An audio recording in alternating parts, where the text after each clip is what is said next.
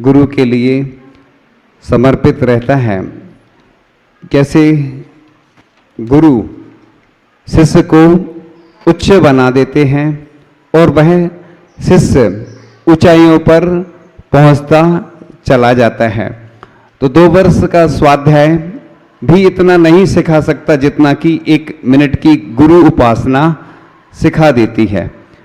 यानी व्यक्ति 0 से हीरो बन जाता है, यानी शून्य से शिखर पर पहुंच जाता है। यदि गुरु की भक्ति शिष्य करता है तो बस उसके जीवन में हमेशा अच्छा ही अच्छा होता रहता है। गुरु कभी दंड देते हैं, कभी समझाते हैं। गुरु के विभिन्न रूप होते हैं। जैसे माँ होती है ना, बच्चे के लिए शिक्षा देती रहती है, इसी प्रकार से गुरु भी देते हैं। तो जीवन को प्रेरणा देने वाला उपदेश वचनों से नहीं, उनके जीवन से लिया जाता है। तो शाब्दिक उपदेश हम शास्त्र में भी पढ़ सकते हैं, पर जीवित उपदेश हमें गुरु के सिवा कहीं अन्यत्र उपलब्ध नहीं हो सकता। आप ग्रंथ पढ़ते ना, अन्वयार्थ रहता, भावार्थ रहता है, विशेषार्थ रहता है। क्यों रहता है कि ग्रंथ तो आप पढ़ लोगे, लेकिन उसकी व्याख्या जो गुरुओं को अनुभव होते हैं ना। एक बार की बात है, मुझे याद आ गया प्रसंग कि आचार्य ऋषि से किसी विद्वान ने या किसी व्यक्ति ने पूछा हो, आचार्य ऋषि आप इन ब्रह्मचारियों को किसी विद्वान के द्वारा भी तो पढ़ा सकते हैं। जो आचार्य ऋषि ने बात कही बड़े गौर से सुनने लायक है। उन्होंने कहा कि कोई विद्वान या पंडित इनको पढ़ा तो सकता, लेकिन वो संस्कार नहीं दे सकता। इसलिए पूज्य समय सागर जी महाराज हमें पढ़ाते थे। शुरुआत हमारी कहाँ से हुई, हम बता रहे आपको। जब हम पूज्य प्रसाद सागर जी महाराज जी आचार्य ऋषि के पीछे खड़े थे और हम गए आचार्य ऋषि के पास, बार बार व्रत के लिए निवेदन करने जा रहे थे। हमारे पास संदेश आ गया। ये तो हमें अभी भी नहीं मालूम कि कैसे आया, कब आया। ये तो जानकारी है, लेकिन असलियत नहीं मालूम, बैकग्राउंड कि उसका क्या है। तो जब हमारे पास संकेत आया, हम चले गए। और चले गए तो आचार्य ऋषि क्या करते, एक बार में तो व्रत देते नहीं, रखते हैं। अब क्या करें, तो फिर हुआ यूं कि आचार्य ऋषि के पीछे मुनि श्री निर्यापक मुनि हैं, जो पहले तो मुनि ही थे, वो अभी निर्यापक हैं। प्रसाद सागर महाराज जी खड़े थे। उन्होंने कहा, आचार्य ऋषि बोले तत्वार सूद शुरू हो गया, अब कैसे होगा। तो वो कहने लगे, अब अपन सीधे साधे भोले वाले थे तो जानते नहीं थे कैसे बात करना, क्या करना। वो तो धीरे धीरे सीखते गए जमाने के हिसाब से। फिर अभी भी अपन वैसे ही हैं, लेकिन बनना पड़ता है, क्योंकि साधु अंदर से सरल होता है, बाहर से कठोर नहीं दिखें तो क्या होता है आपको तो सब मालूम है। टीचर है ना, शिक्षक होता है ना, वो कैसा होता है, कड़क होता है, अनुशासन। जब हमने देखा परीक्षा चलती थी, कई टीचर क्या करते, अखबार पढ़ते थे तो उसमें एक छेद कर देते, देख ले कौन कौन नकल कर रहा पढ़ते थे अखबार में, लोगों को ये लगा ये अखबार पढ़ रहे हैं। उसमें से डर बना रहना चाहिए, लोगों का डर खत्म हो जाता। सास का डर रहता है, गुरु का रहता है, सीनियर का रहता है। तो डर से एक संकोच मर्यादा भी रहती, नहीं तो व्यक्ति स्वच्छंद हो जाता। तो फिर हमारी भर्ती हो गई। व्रत कुछ नहीं हुआ था, और सीधा तत्वार सूत्र में बैठ गए। ABCD आती नहीं थी हमें, कुछ जानते ही नहीं थे, पढ़ा ही नहीं कभी। ऐसे तो पढ़ा था थोड़ा बहुत, लेकिन ऐसा कुछ ज्यादा नहीं। स्वाध्याय तो किया था, लेकिन हम लोगों को आचार्य ऋषि ने इतनी ऊंचाइयों पर पहुंचाया। हम लोगों को सीधा महाबंद, जय धवला धवला, जो विद्वान बड़े बड़े पंडित या बड़े बड़े साधु पढ़ते ना, वो हम लोग सीधे ही दीक्षा के बाद पढ़ने लगे थे ग्रंथ। और समझ में ही नहीं आता था कुछ, है ना। अब वो नहीं बताएंगे कि क्या होता था, लेकिन मुझे याद आ गया, एक विद्वान थे और बैठे थे वहां पर। तो किसी ने पूछा कि आपको समझ में आ रहा है कुछ, शास्त्र स्वाध्याय चल रहा था कोई बड़े ग्रंथों का। उन्होंने कहा, देखो समझ में आए या नहीं आए, ये मुझे पूरा विश्वास है कि इसको सुनने से असंख्यात गुणी निर्जरा होगी। इसलिए ऐसे ही हमारे साथ होता था। तत्वार सूत, 24 ठाणा और बहुत सारे ग्रंथ तो आचार्य ऋषि ने पढ़ाए। उसके साथ साथ में अलाप पद्धति, तत्वार सूत हो ही गया, 24 ठाणा हो गया, और भी बहुत सारे ऐसी चीज़ों का आचार्य ऋषि के आशीर्वाद से। और सबसे वरिष्ठ मुनिराज थे परम पूज्य समय सागर जी महाराज वो पढ़ाते थे। तो मतलब गुरु के माध्यम से जो मिलता है वो दुनिया में कहीं नहीं मिलता। तो गुरु परीक्षा संभव प्रतीत नहीं होती। कारण यह है कि गुरु परीक्षा की बात कहने वाले के पास बुद्धि है, हृदय नहीं। तो गुरु की परीक्षा नहीं ली जाती बल्कि दी जाती है। तो ये अनुभव गुरु हैं, वो अनेकों उतार चढ़ाव देखे इन्होंने, बाह्य जीवन के भी और अंतरंग जीवन के। तो गुरु को प्रसन्न करना या रिझाना नहीं है, बल्कि उनके शांत स्वरूप पर से अपना शांत स्वरूप निहारना, उनके गुणों पर से अपने गुण स्मरण करना तथा उनके जीवन पर से अपने जीवन में कुछ परिवर्तन करने की प्रेरणा लेना है। तो इस प्रकार से गुरु से प्रश्न करके नहीं, बल्कि उनके जीवन पर से यह बात पढ़ी जा सकती है कि यह शक्ति अवश्य पूर्ण हो सकती। तो गुरु सदा मेरे आगे आगे चलकर मार्ग दर्शाते हैं, वे मार्ग के प्रत्येक कंटक से बचाते हैं। अब अमर कंटक की बात आ गई, कंटक को सुन करके कि मुझे आचार्य श्री, जब मैं बुखार आ रहा था मुझे, और मुनि श्री धीर सागर जी, समाधिस्थ मुनि श्री धीर सागर जी महाराज को बुखार आ रहा था। आचार्य श्री ने कहा कि प्रवचन करना है सबको। तो अपन ने तो सोचा ही नहीं था कि बुखार में है, तो प्रवचन करने का कोई मन ही नहीं था। उनने कहा हम तो कर लेंगे प्रवचन। देखा देखी देखो कैसे खरबूजा को देख के खरबूजा रंग बदलता है। जैसे कोई शिविर में भाग लेता है तो देखा देखी कई लोग हो जाते हैं, ऐसे ही कई चीजें होती हैं देखा देखी ज्यादा। तत्वार सूत कई लोग कह रहे हमने याद नहीं किया, देखा देखी अब नृत्य कर दी तो हमें भी करना। देखो अच्छे काम में तो कंपटीशन करना ही चाहिए, इसलिए तो किया जाता है। बोली क्यों लगाई जाती है? बोली को देख के लोगों के भाव बढ़ते जाते हो, और सामान्य से कोई चीज करो तो उसका महत्व नहीं होता है। तो तत्वार सुनते हैं लोग तो और लगता है कि अरे हमें भी करना, उनने किया तो हमें करना। देखा देखी करते, वैसे कोई नहीं करता है।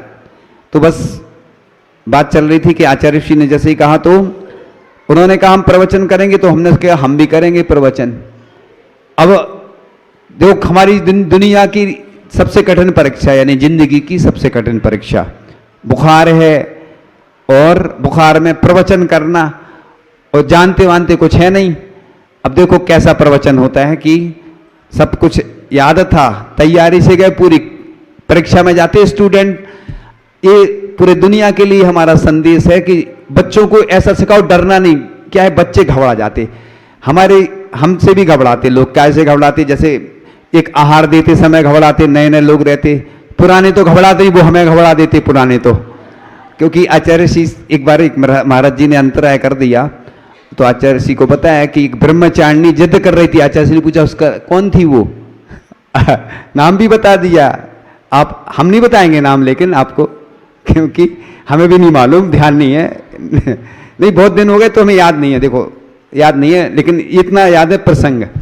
मुझे घटनाएं तो बहुत याद रहती, कई बार मैं भूल भी जाता हूं, ऐसा नहीं सोचना। कई चीजें याद भी रहती, कई भी नहीं भी रहती, तो ये तो याद है। तो बात चल रही थी, क्या चल रही थी? नहीं नहीं नहीं वो नहीं, आहार की। हाँ, आचार्य श्री पूछते थे कई बार कि हाँ, जो बता रहे थे कि परिचय ज्यादा होने से भी गड़बड़ हो जाता कई बार। तो आचार्य श्री ने जब कहा तो प्रवचन शुरू किया। प्रवचन शुरू किया तो सब भूल गए हम। अब भूल गए, हाँ परीक्षा का बता रहे थे, आपको याद नहीं है, हमें सब याद रहता, बस थोड़ा सा मेमोरी, कंप्यूटर रहता ना अपना, ये कंप्यूटर मोबाइल है ना, सेव करते ना उसमें फाइल। आइंस्टीन का फॉर्मूला है कि कोई चीज है ना सेव कर दो तो याद आ जाता। हम किसी व्यक्ति को देखते तो हमें जल्दी याद आता, चेहरा देखते तो हमें याद आता इसको हमने क्या काम बताया था। 10 साल 20 साल पहले भी कोई को हमने कुछ बताया होगा तो हम तो लोग, हम किसी का घर देखते तो याद आ जाता, हाँ इधर हमारे आहार हुए थे, पूरा सब याद आता जाता है। किसी नगर में जाओ तो धीरे धीरे देखते देखते, तो बात चल रही थी कि सब भूल गए। अब बुखार की स्थिति, और हम जाने बोल नहीं पा रहे, लड़खड़ा गए, अब क्या करें? तो क्या हुआ, हाँ बच्चों की बात पहले बता देते हैं, वो पॉइंट कि बच्चों को कॉन्फिडेंस पैदा करो, बच्चों को सिखाओ कैसे बोलना है। अपने समाज में ये सबसे बड़ी कमी है, अपने यहाँ क्या माइक पकड़ लेते कई लोग तो दूसरे को देते नहीं। एक मुनि श्री सोम सागर महाराज जी कहते थे 5 विटामिन हैं, M1, M2, M3, M4, M5। मंच, माला, माइक, मीडिया, मोबाइल, ये सबसे ज्यादा खतरनाक विटामिन है। कई लोगों को नहीं मिलते, बीमार हो जाते, इसलिए इनकी आदत नहीं रहना चाहिए। मिल जाए तो हम बोलते थे ब्रह्मचारी अवस्था में, मंच, माला, माइक, आई डोंट लाइक, हमारा था ये स्लोगन। तो कई लोग बोलते थे कि अरे तुम बोलते भी हो, जब मिल जाता तो छोड़ते नहीं। हमने कहा देखो, इच्छा नहीं होना चाहिए, मिल जाए तो बोलना जरूर चाहिए। तो आचार्य श्री, हम जब भी सोचते हैं अरे इस विषय की जी जरूरत है, और हाँ थोड़ा सा देखते हैं तो अपने आप वही चीज मिल जाती है जिसकी जरूरत है। इसलिए घबराया नहीं करो, सब मिल जाएगा। परीक्षा में जब जाते ना, जितने भी देश में अपने टीचर हैं, और उन तक हमारी बात जरूर पहुंचाएं कि वो बच्चों को डराए नहीं, घबरा देते ना। जैसे टीसी को देखकर बिना टिकट आदमी घबरा जाता है, ऐसी नकल वाला है ना, जो वो चेक करने आते तो वो समझ जाते कि नकल कर रहा है, घबराता है व्यक्ति। हम लोग समझ जाते, नया कोई आहार देने वाला हो तो वो हम अलग समझ में आ जाता, क्योंकि वो घबराता है, डरता है। गांव में जाते थे कई बार, तो पूजन होती थी तो नाम नहीं बोलते थे, हमें बहुत खुशी होती थी, कम से कम अच्छा तो है महाराज ये नाम नहीं जानते। देखो नाम तो सब जानते हैं, और बिना नाम वाले जब मिलते ना तो हम समझ जाते कि ये तो बहुत अच्छा है, कम से कम आज तो शांति से आहार होंगे, है ना। कई बार देखो इंदौर में बराबर हम लोग घूमते रहे, भोपाल में इतने मंदिर थे कि वंदना करते करते करते करते हम लोग पता ही नहीं सब कब समय निकल जाता। इंदौर में सुबह किसी मंदिर, शाम को दूसरे मंदिर, रोज बिहार चलता, पूरी परिक्रमा हो गई थी तो समय नहीं मिला, फिर बिहार चला, राजस्थान से मध्य प्रदेश की ओर। तो इसलिए कभी क्रांति भी अच्छी रहती, कभी शांति अच्छी रहती है। इसलिए बात चल रही थी कि आचार्य जी के सामने जैसे प्रवचन किया तो लड़खड़ा गए, सब भूल गए। आचार्य भगवान ने कहा, देखो आचार्य भगवान कितने अच्छे थे, महान थे, उन जैसा कोई आचार्य दुनिया में तो हमें मिलने वाला शायद नहीं है, क्योंकि ऐसे गुरु मिलना, ऐसे शिक्षक मिलना, वो हमारे आचार्य थे, उपाध्याय थे, और साधु तो थे ही। उन्हीं ने हमें दीक्षा दी, उन्होंने शिक्षा दी, और उन्हीं ने हमें चर्या करना सिखाया, जीवन में आगे बढ़ाया। जैसे माँ अपने बच्चे को उंगली पकड़ करके चलना सिखाती, ऐसा ही आचार्य भगवान ने हमें सिखाया। तो आचार्य भगवान ने कहा, ये भाव सागर जी आप इनके भाव समझिए, आप छोटे छोटे महाराजों से प्रवचन के लिए बोल देते हैं। तो देखो मुझे उस समय लगा कि देखो गुरु कितने महान होते हैं, शिष्य जब लड़खड़ाता है तो गुरु उसका हाथ थाम लेते हैं। देखो कितने बड़े आचार्य होकर भी, मैं तत्वार सूत्र का पाठ कर रहा था, ब्रह्मचारी था, तो मैं सब भूल गया। मतलब जब पुस्तक देख के कर रहा था, तो पुस्तक देख के कर रहा था, तो हमने आचार्य जी को बताया, आचार्य जी ऐसे कुछ नहीं दिख रहा था, हमें पुस्तक दिख रही थी और मैं वाचन कर रहा था, और आचार्य जी बैठे तो हार्ट की बीप बढ़ जाती ना, एकदम घबरा, अब डर रहे थे हम एकदम से, और पूरे इतनी सारी भीड़ बैठी है और तत्वार सूत्र का पाठ कर रहे हैं। आचार्य जी कहते होता है, ब्रह्मचारिणी वगैरह भी जाती ना 10 लक्षण पर्व में प्रवचन करने, वो भी घबरा जाती हैं देख के। तो सबसे बड़ा डर यही रहता लोगों को, क्या कि लोग सुन रहे हैं, इतनी सारी भीड़ है। इसलिए जिसको प्रवचन है या बोलना सिखाया जाता तो कहा जाता है कि आईना के सामने प्रैक्टिस करो और डरो नहीं। ये तो जो भीड़ बैठी ना कुछ नहीं जानती, ये ऐसा मेंटेलिटी बनानी पड़ती है, तब जाके आप देखो बच्चे, छोटे छोटे बच्चे 12 भावना की प्रस्तुति देते हैं ना, पंचकर्णक में इतनी सारी भीड़, वो घबराते नहीं, अच्छे से बोलते, बिल्कुल बोल्डनेस, और बड़े बड़े घबरा जाते। इसलिए सबके साथ स्थिति होती है, इसलिए उनमें कॉन्फिडेंस पैदा करना चाहिए हर व्यक्ति को। हर व्यक्ति को बोलना जरूर सीखना चाहिए अपने जीवन में। मोटिवेशन बोलते हैं उसको, क्या बोलते हैं? आज स्कूलों में ये भी साथ में सिखाया जाता है, लेकिन ये घर में सीखने को नहीं मिलता है। ये तो मोटिवेशन जो है ना, वो स्कूलों में, कोचिंग आदि में, या जो कोर्स होते ना, उधर सिखाया जाता बोलना। इसलिए भावना तो अच्छे से किया करो, पुण्य बढ़ेगा। तो बस इस प्रकार से गुरु हृदय में शिष्यत्व जागृत कर, गुरु तुझे स्वयं प्राप्त हो जाएंगे। तो इस प्रकार से बहुत अच्छा जो विषय है वो गुरु के बारे में, कि अब गुरु मेरी नाव के खेवटिया हैं, अतः देव से भी अधिक है उनकी महत्ता। तो हृदय की जागृति के बिना देव को जीवित देखना आदि। परंतु गुरु जो जीवित ही हैं, इसलिए यहाँ कठिनाई नहीं। जिनवाणी नहीं बोलती है, ना भगवान बोलते हैं, इसलिए गुरु के सामने ही लिखा है कि अपनी निंदा करहा, आलोचना करो, प्रायश्चित लो।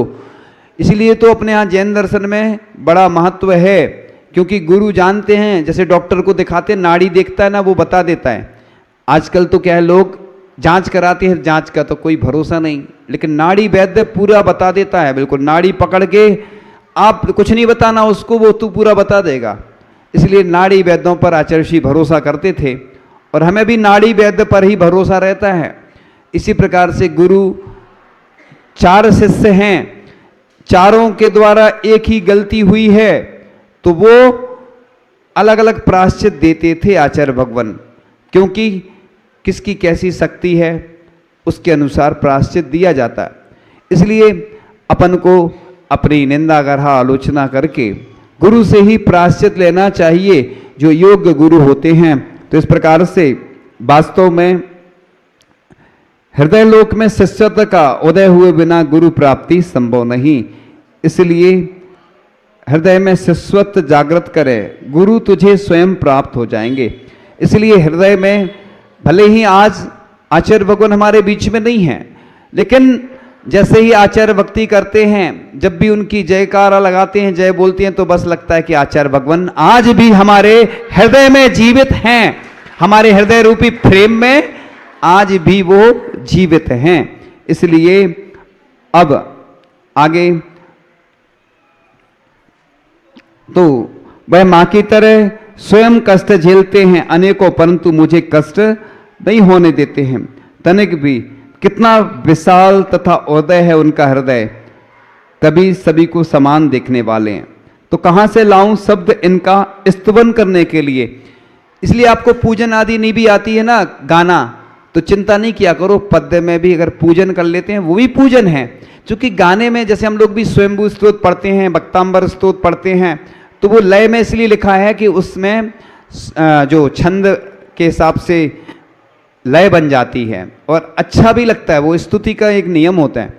लेकिन स्तुति वो भी है कि अगर बोल के कर दी, जैसे हमने आचार्य ऋषि की लगभग 108 करके 5-6 स्तुतियाँ लिखी शब्दों में, और कई लोगों ने बहुत उसको पसंद भी किया, क्योंकि अपन कुछ हटके करते हैं ना, क्योंकि सब अपने अपने ढंग से बहुत सारी पूजन लिखी, किसी ने आचार्य ऋषि के बहुत सारे भजन और स्तुतियाँ लिखी, सब अपने अपने ढंग से लिखते हैं, लेकिन कुछ हटके भी तो होना चाहिए, क्योंकि जब भी पूजन करते हैं तो उन शब्दों को अपन जोड़ सकते हैं।